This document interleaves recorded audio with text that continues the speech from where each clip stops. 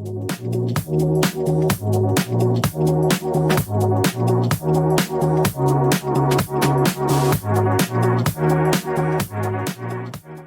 back to Amplifying the Arts, the Amp Up Arts monthly webinar. This month we have Jason Meadows from A+ Education Partnership talking to us about advocacy. So our focus last month was partnerships and connections. This month is a great time to look at advocacy. We're right at the beginning of legislative session, and we brought Jason on to give us some ideas about how we can advocate for the arts and some specific strategies that we can look at in terms of doing that. So Jason, welcome. Awesome. Well, thank you, Ashley, for this opportunity. And we at A+, we appreciate all of the wonderful things that you and your colleagues do at Amp Up Arts. And I'm just excited to present about amplifying the arts and the art of advocacy. As we get started, I always like to kind of set the tone with a brief introduction. I am currently the Advocacy and Partnerships Director at A+ Education Partnership. And, just the norms, if we always encourage conversation, encourage questions. I always say there's no silly questions, and people can place their questions in the chat or raise their hand, and we will try to get to you as quickly as possible. And lastly, is just to embrace the content and the opportunities that can be created through advocacy. And so just a little bit about who we are at A+ and what we do. A+ is A+ Education Partnership. We are focused on building an Alabama where every child has access to a world-class education, regardless of their zip codes, their socioeconomic status, and their circumstance. And so we show up in a lot of different ways. We have A+ College Ready, where we work with school districts to increase access to AP courses, which is an indicator of college entry and college success. We also have the A+ Best Practice Center, where we work with administrators and school leaders across the state to provide high quality professional development. We also have our A+ Student Voices team, where we, in the spirit of advocacy, work with high school students across the state of Alabama to immerse them in the advocacy process so that they can use their voice to advocate for their own education. And then we also have the Every Child Alabama Coalition, which I have the pleasure of leading, that works with organizations across the state of Alabama to advocate on behalf of every child to ensure that they have access to a high quality education so that they can reach their full potential. We share the unifying belief that when every child has a high quality education, it makes our communities a better place to work, live, and to raise a family.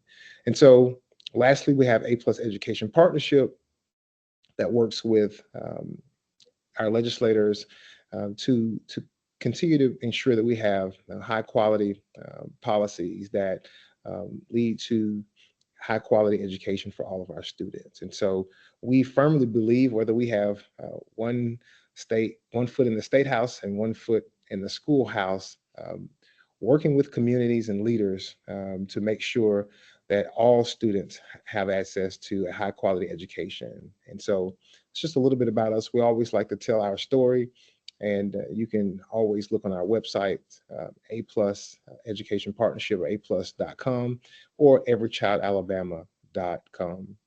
So we want to focus on our key takeaways today. As Ashley said in the introduction, we're talking about advocacy. And I hope that by the end of this presentation that you will grasp the importance of advocacy, and that you also will see that there's a role for you to play in advocating, and that you'll take the next step and understand what are the key building blocks to building an advocacy campaign, and that you will, either join up with another group that's advocating or create your own advocacy campaign. So I'll start with the fundamentals. What is advocacy?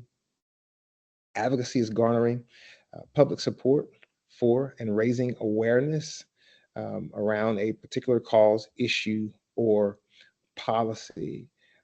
Anyone can be an advocate. You don't have to serve in a specific role or have any background. Again, you just have to have a concern and a passion for a particular cause, issue, or policy, and be willing to use your voice and your platform. And so, what we have done at A Plus with the Every Child Alabama Coalition is breaking down advocacy into different segments, and as I call them, the advocacy continuum, which starts with our community coalition. And so, understanding that all policy has implementation, on a very local level. And so the community coalition represents many of you that do work in local communities, boots on the ground with relationships and impact with students, stakeholders, and parents. And the next step is communication. And so it's ensuring that the conversations and the relationships and the experiences are being communicated upward to the grass top partnerships, which are your policymakers, your legislators, and organizations that might work on a state or national level, or even on a local policymaker level. And so again, it's making sure that there's a flow of information down from the policymaker to the community, and also back up from the community to the policymakers in efforts that you have high quality policies that truly represent the needs of all of the students. And so in essence, in order to see change, to have high quality policies be implemented, we must come together and use our voices to demand more for students. And this includes building. You'll hear me talk about a broad um, coalition and bringing other expert voices to the platform so that we can ensure that we have the desired outcomes. And so first, just kind of like demystify the whole advocacy process to let you know that everyone can do it. Advocacy campaigns are targeted. And so the question is like, who do we want our message to reach? What are you passionate about? What's the issue? What's your concern? Um, and it might be very broad or it might be small. Either way, you want to ask yourself, how can I cut this issue into a specific ask or an action? So, as I always like to say, is begin with the end in mind. What do I want to be true at the end of this process? And so, how do we get to that end? We have to take action. So, the question is from your level, your scope, how can an organization or an individual, a student serving, student focused, community based organization, how can you really leverage your voice? How can you be most impactful? And I would start out by saying, learn, lean into learning about the issue, making sure that you are fully aware of every aspect, every level, um, and understanding what's the role, what's the impact that this issue will have on improving education and academic outcomes. Second, I would say show up. Go to school board meetings, attend town halls, go to the state house, whatever level of government that holds that policy, you have to show up and then speak out. You'll hear these themes. I'll share them quite often throughout this process, which means speaking out, drafting op-eds, share stories, meet with policymakers, and testify. And so then you have to partnership. Think back to the beginning, community coalition, um, communications, grass top partnerships, which are the policymakers on every level. And so there has to be some level of partnership with the community and the policymakers in order to yield the results. And so in those engagements, in those conversations, we always recommend being respectful, even when you differ. Um, share the information and stick to the information, and keep coming back. I think sometimes in frustration, instead of raising our voice, we just need to use our voice more often. And so just being persistent, be reliable, be an expert. I'll say that as well tonight. Be an expert on the subject matter. And so share information and data. Policymakers love data. It communicates what is the true essence of what are we trying to accomplish, that this is not a personal agenda, this is not a personal initiative, but this is truly going to have an impact on students. And answer questions quickly. You want to be seen as an expert, and provide questions and support. And so again, be a resource of information. And lastly, spotlight the policymakers. Give them their attaboys and their applause and pats on the back when they do the right thing and implement good policy that impacts students. And so, as we'll start at the top again, like what you want to do beginning your campaign is create a timeline. Of course, the end result is policy, but you want to think through the whole process. And so, we start with the initiation. And so this is more of a behind the scenes portion where you research, you're planning and you're preparing to go public. But a very successful advocacy campaign starts a long time in private before it ever comes to the public. And so you want to make sure, as I said before, make sure you have all the information, that you become a student of the subject matter, so that when you do launch, that when you speak, you have all the information. And so then from the initiation, you have the launch and what I would like to call pre-advocacy. So this is an announcement of the campaign, but it's also, you're building the coalition, you're meeting with parent groups, you're meeting with students, you're meeting with educators, you're meeting with whoever might be connected to the outcomes of the issue that you're advocating for. This is where you really build up your momentum. You want to make sure that you're not a singular voice crying in the wind, but there is a volume of voices that are lining up with you that is very data informed, data rich. And those are the things that really move policymakers and influence them to do the right thing. So the next step is prep for the in-session period.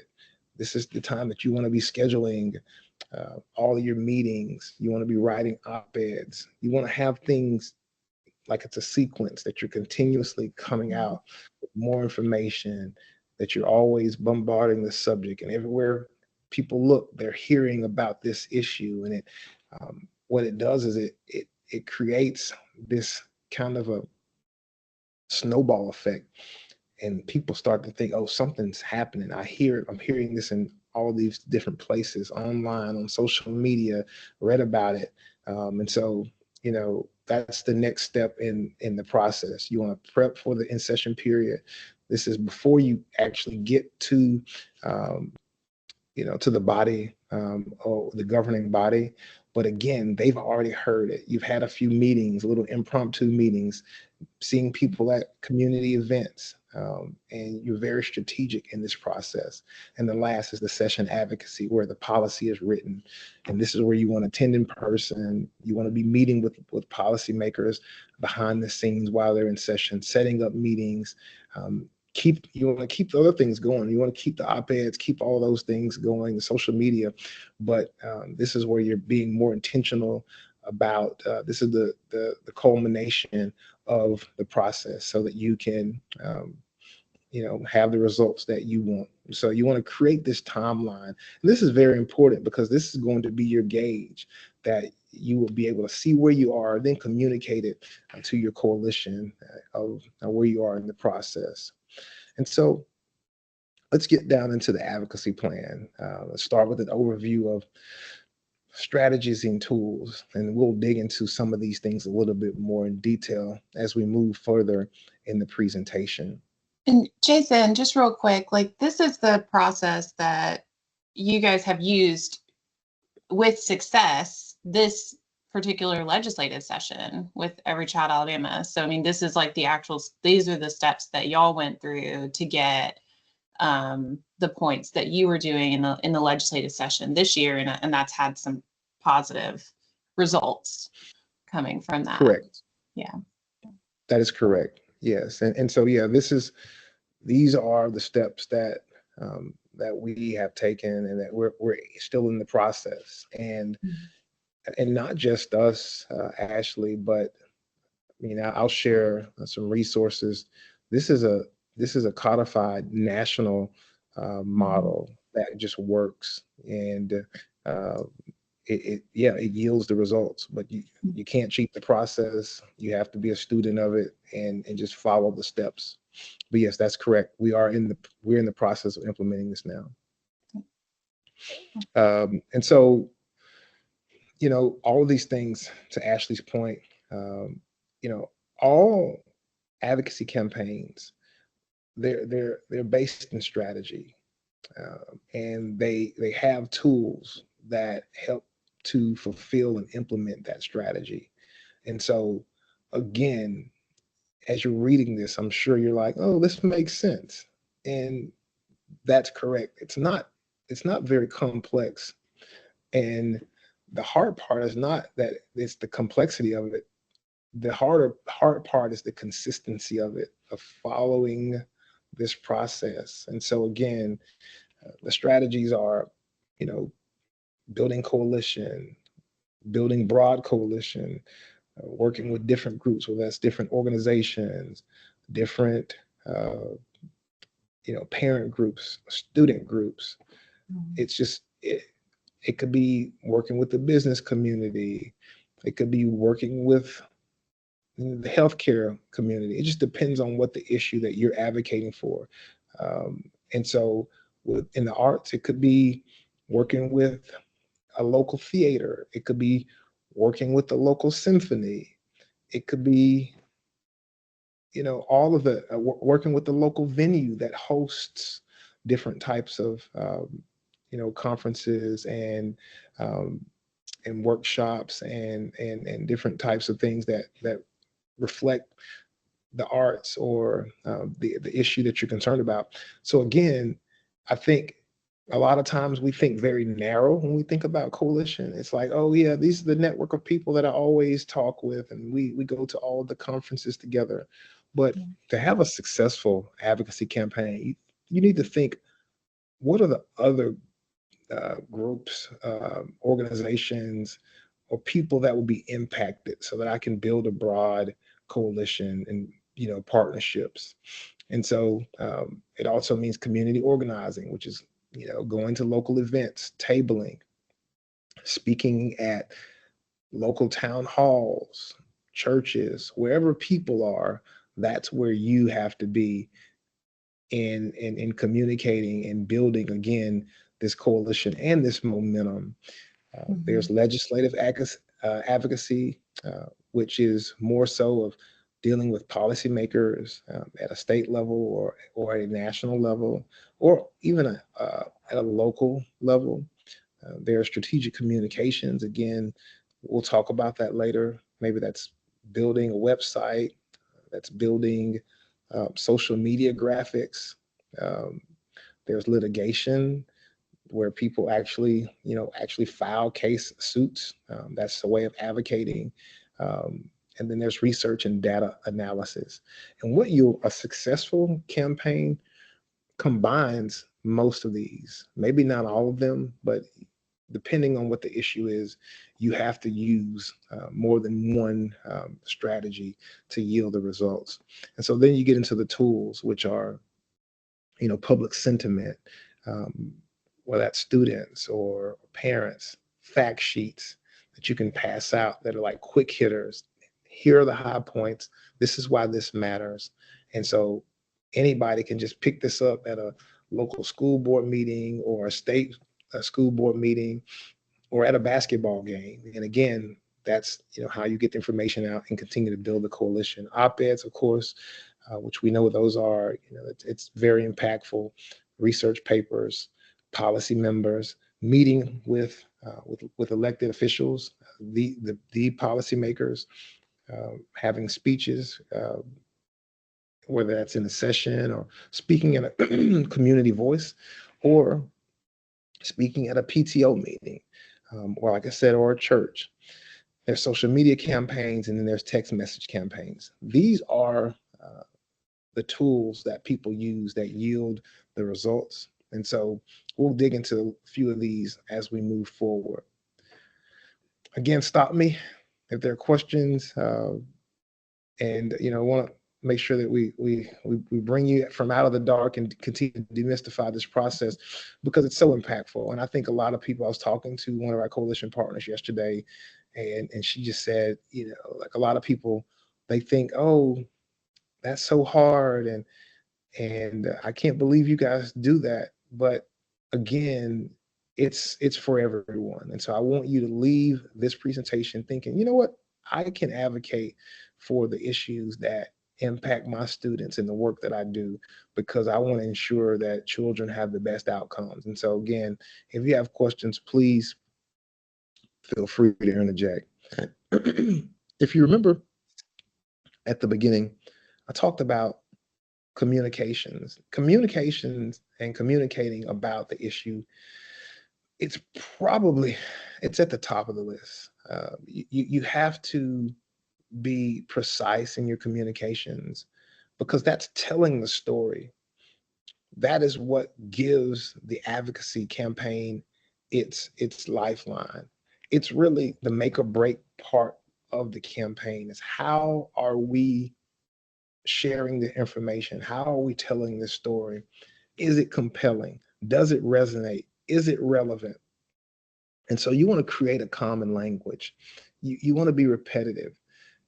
Everyone in the campaign, everyone who's on the coalition, or anyone who's in that geographical area or who could be impacted, they need to know how this is being communicated, in so much that they can just rattle it off. Oh yeah, I heard that.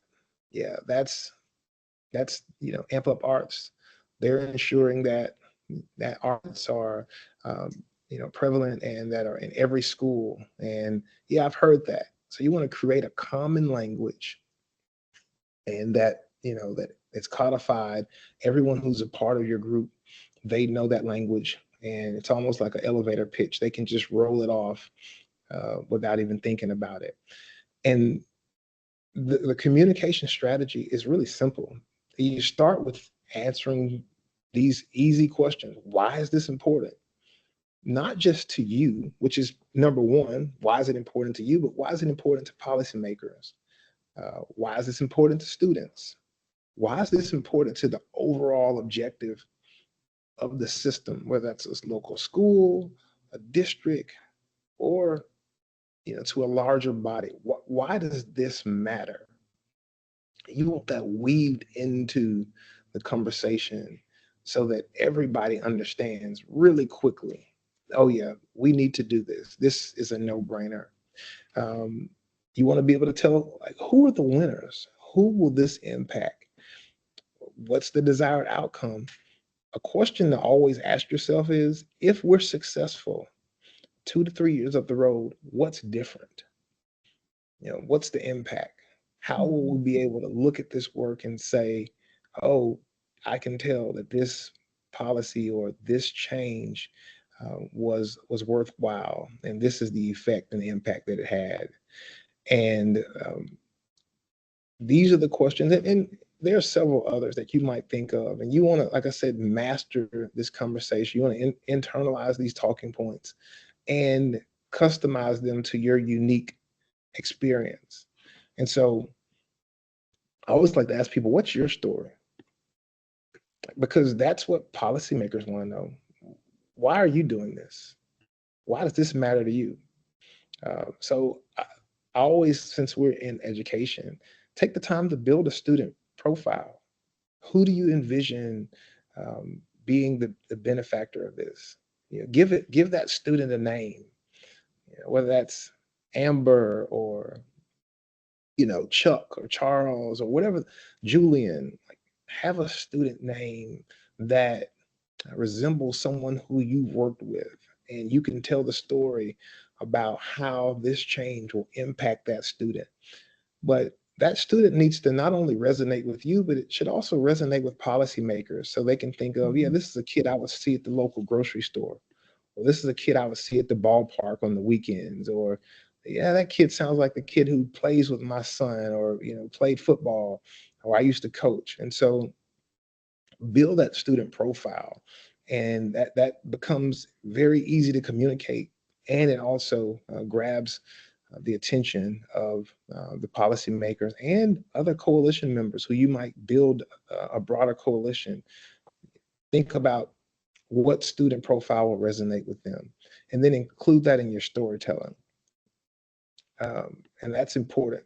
All of this is, again, communications back from the beginning is a very important part of Mhm. building an advocacy campaign. And so these are just, I'll roll through these quickly. You've seen these before. Communications plans, you can see to the right, these are some of the ones just to kind of give you an idea what graphics look like. One page of social media posts, websites, webinars, flyers. Again, it needs to look quality. You don't want your advocacy campaign, collateral and graphics to look second rate.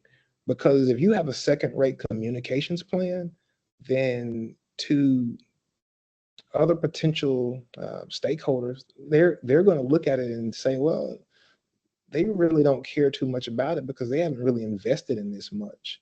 But when you Mhm. have high quality materials, that also grabs potential partners and the policymakers. They're like, oh, they've put some money behind this. They've invested in this. Let me give this a second look. Let me give this a little bit more of my time. And so you want to have high quality materials. And so let's move away from the overview and the strategies and the tools into the actual implementation. So you want to start by building a power map. Hmm, fancy phrase, power map. What does that really mean? Uh, Power mapping is basically doing a lay of the land. It's a tactic that you use to think of all who are the key players, who are the key organizations.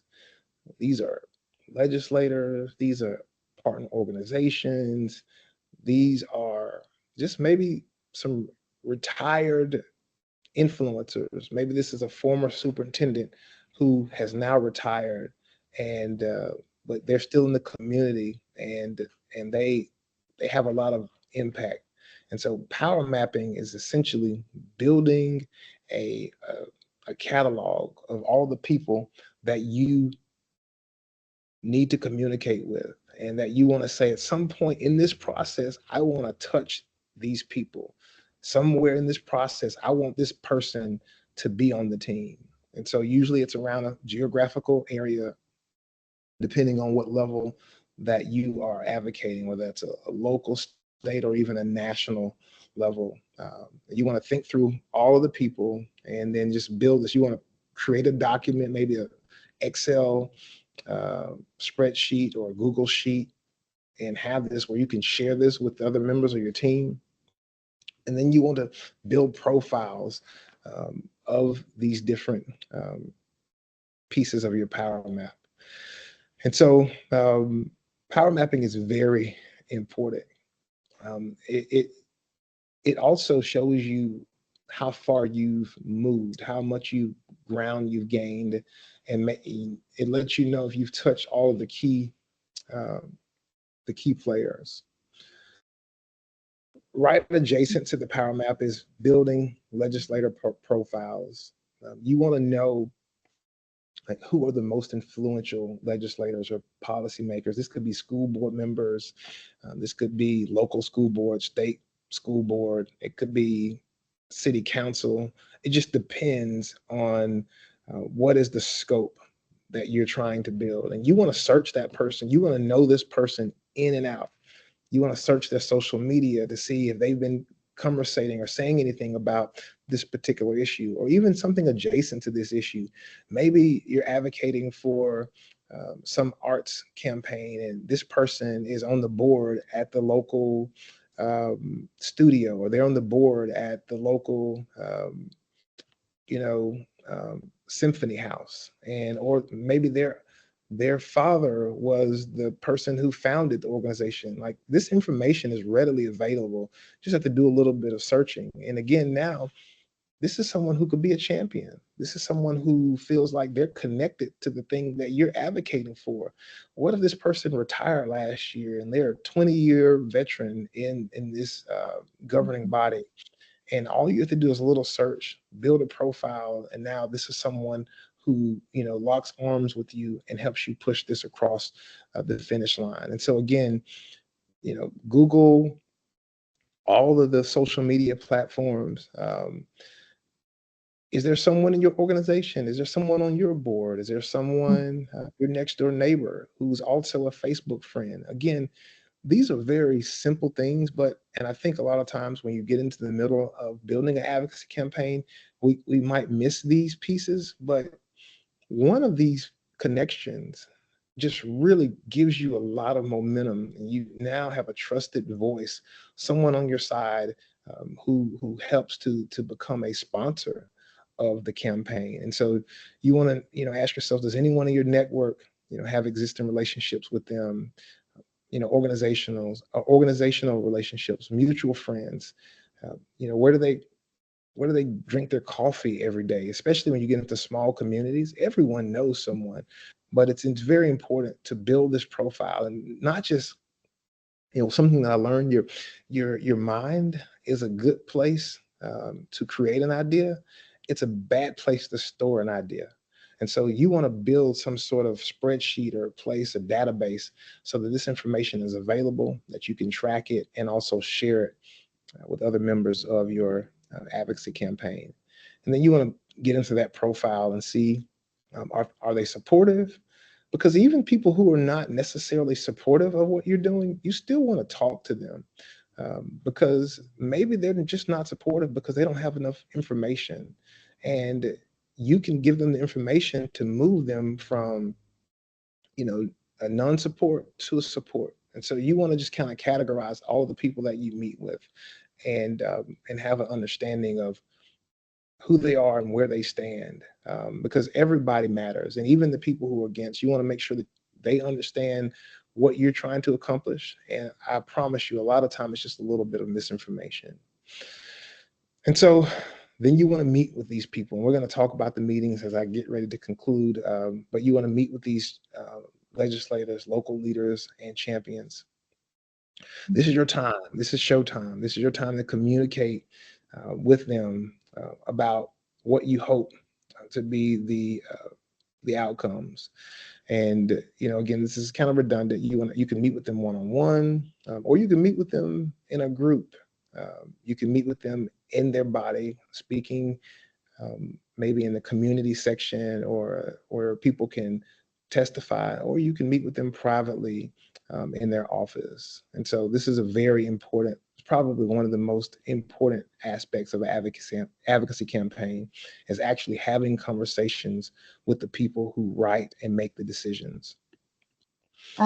Jason, I think that, you know, too, I think that this seems like it would be helpful, but, you know, in the arts, we're really, one of our benefits is that everything that we do is so visual. I mean, not just visual arts like painting, but, you know, we have shows, we have performances, we have art exhibits, we have classes that are going on with students and adults. And I think, you know, even maybe sometimes like inviting those people to those spaces to actually see the work too, and just letting them know. I mean, we've had times in our own work where we've invited, you know, I have some like legislators' phone numbers, and, you know, I will like text them just like a picture of an invitation and say, if you can come, and they They don't, you know, they might only come to 1 out of 10 things, but even if they don't come to it, they're aware that it's there because we keep telling them, you know.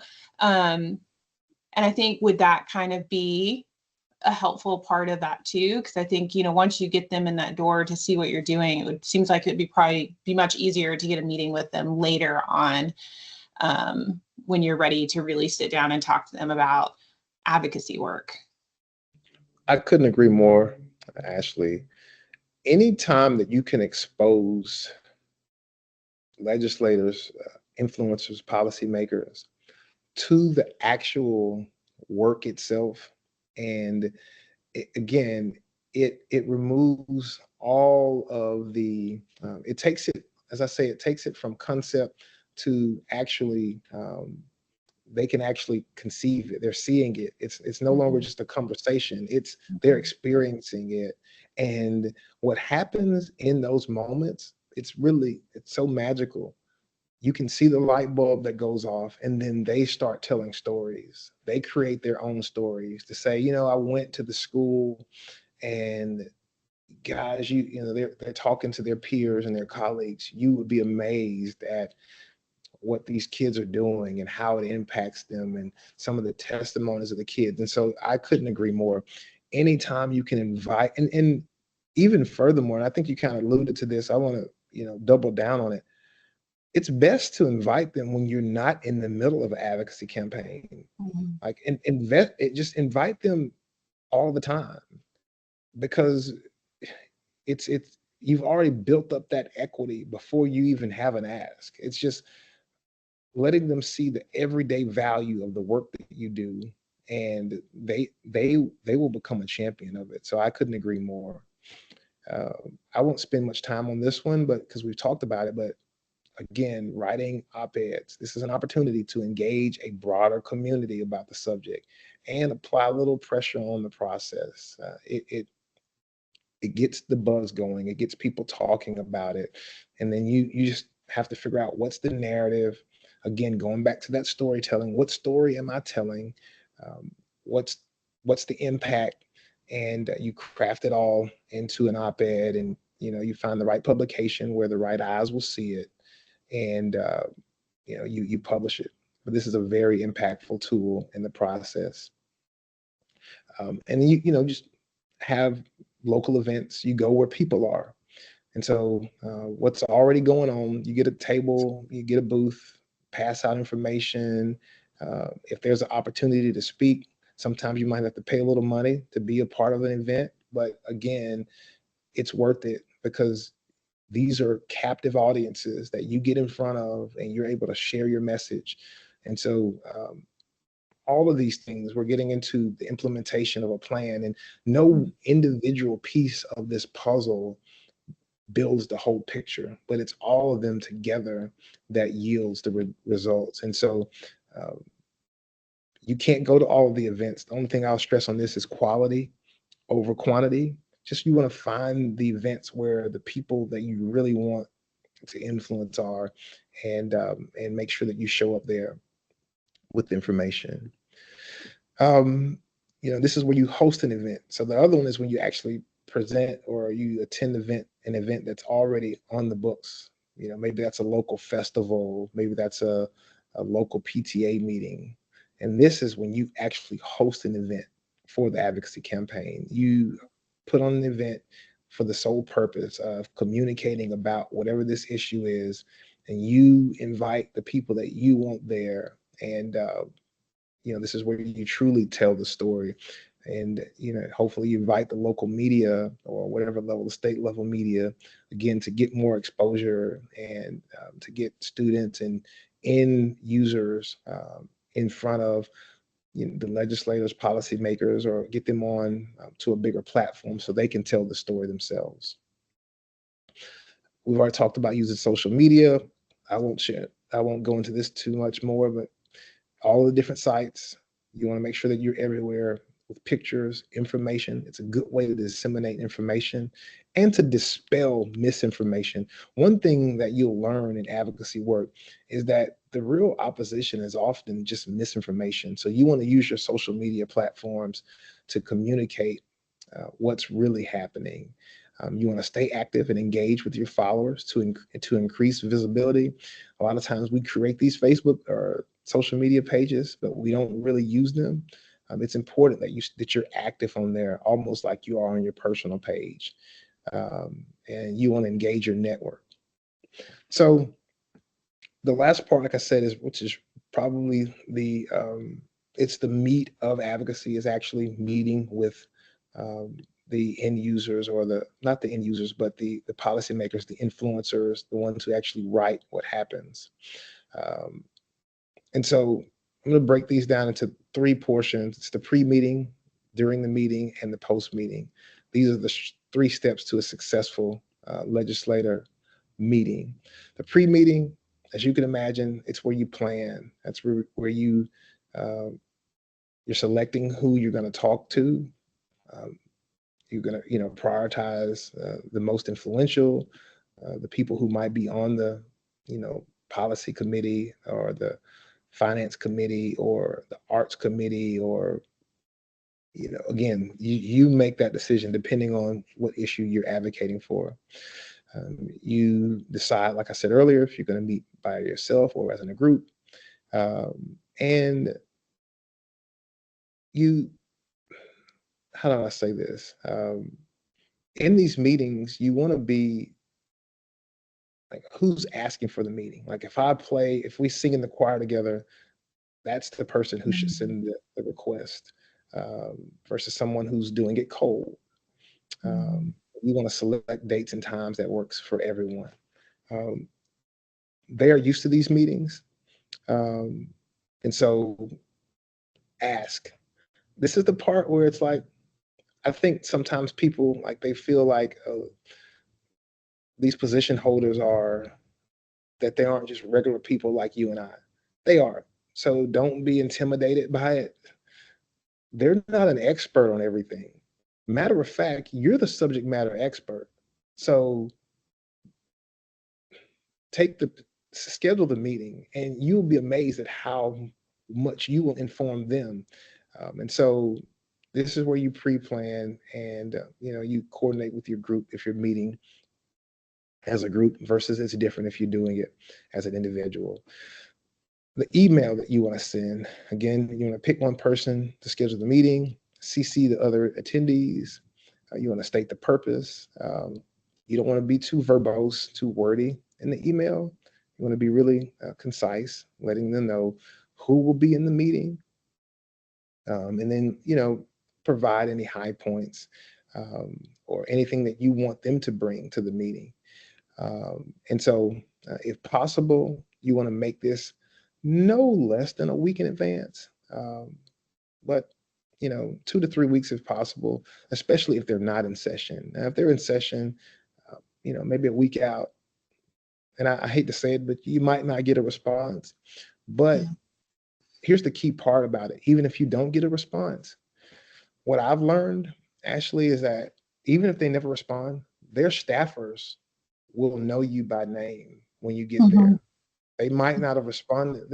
Oh yeah, I remember you sent the email about Mhm. this arts initiative, or you sent the email about the new um, floodlights at the ballpark. I remember your name. Like, they might not have responded because they get a lot of emails, but the staffer knows you, and that, again, that's just a common courtesy to say, Yeah. I sent a message, and then you can just reference it when you walk in. Say, yeah, I sent an email about such and such, and then, oh yeah, I remember you. And so it's always important to send that email, even if you don't get a response. Mhm. And you know, keep in mind, the staffers are very important. They're gatekeepers. You want to be respectful to them and to be nice to them. They are very key in this process. And the legislators, the policymakers, they think highly of these people. So if you want to be unsuccessful, then upset that person, and I promise you, things won't go well. So be kind, which I know you will. And so pre-strategize. You want to know what you want from the meeting. What's the ask? Um, if you're going as a group, pick who's going to say what, who's going to uplift certain things. You want to practice. We did school funding reform in 5, and so we practiced the talking points. And you want to assign someone to be a note taker during this process. During the meeting, how to conduct an effective meeting. Keep intros succinct. Don't get too immersed in talking about the ball game. Stay to the point. Um, you want to begin with the ask. We're here to talk to you about why we believe this needs to happen. You want to listen attentively. They will give you cues and clues. So listen. Always be authentic. Be personable. Share the personal stories that we talked about earlier. Be prepared for pushback. We have a document of frequently asked questions. After you've done this and had this conversation at town halls, at local PTA meetings, you get pretty accustomed to hearing the same pushbacks. Mm-hmm. And so be prepared to respond to those. Respect their time. Close with the ask again, and always leave some information behind. If you've piqued their interest, they might want to read that and become a better student. Post meeting, it's important that you follow up. Following up leaves a good impression.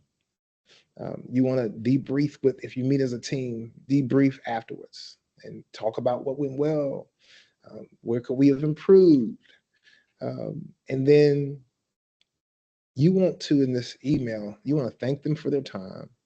You want to, if they asked you to give them something, you want to respond with that. You want to get that information to them quickly. Again, you want to be viewed as an expert because this probably won't be the only time that you have an ask. And so you want to be a resource for them where if it's something in the arts, they know, oh, I can call Ashley.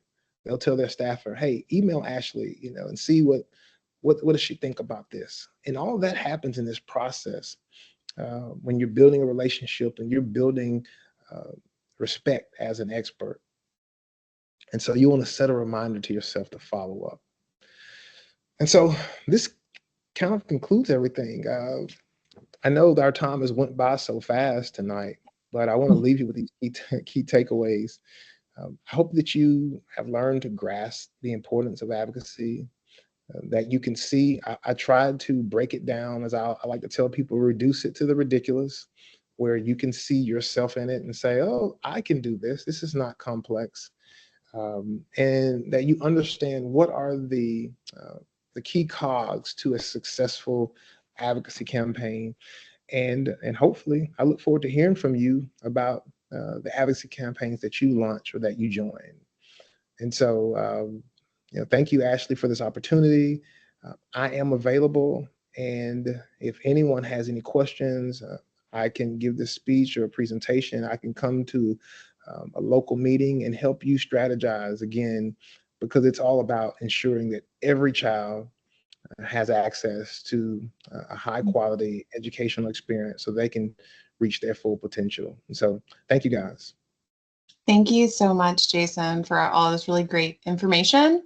And I do want to go back and really reiterate what you were saying about that this is something that everyone that we work with that are in that is in our sphere can do, because we work with art educators, we work with teaching artists, we work with nonprofits, and then we also work with state agencies, and there are pieces of this that are really important for each person and that are accessible for each person to do. So I think that's really important too. And reiterating what you were saying earlier about that is that this isn't just something that just us at Amp Up Arts can do. I mean, an individual teaching artist can do this.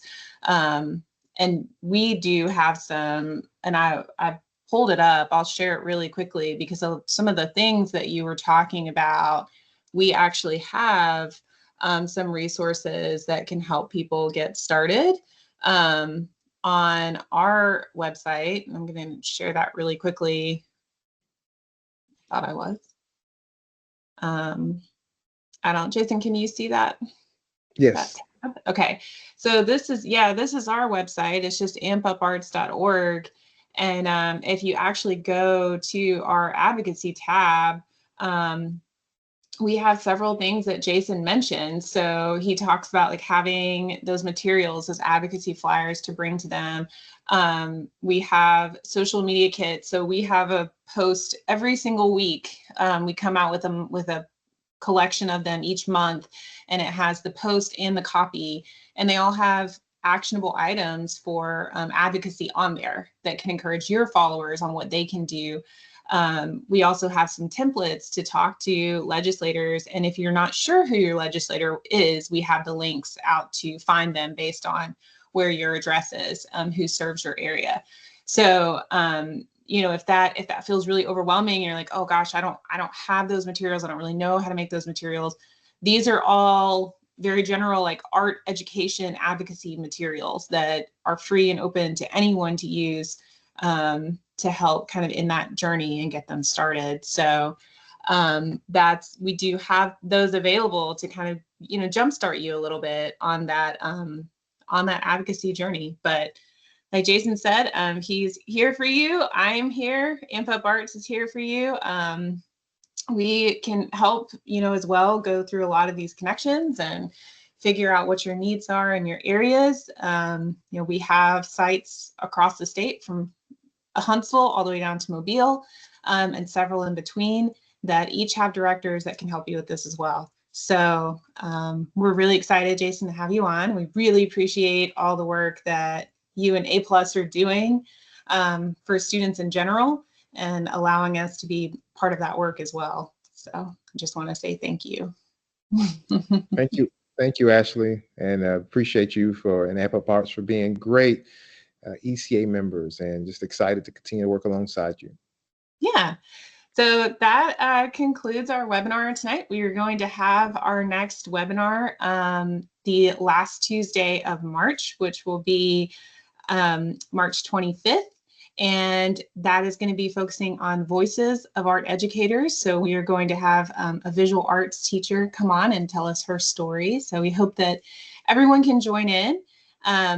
If you want to come back and look at these, they will be recorded and posted on our YouTube channel, which you can access through our website or our social media. And you can always come back and reference anything that Jason gave you, all the information that he gave you today.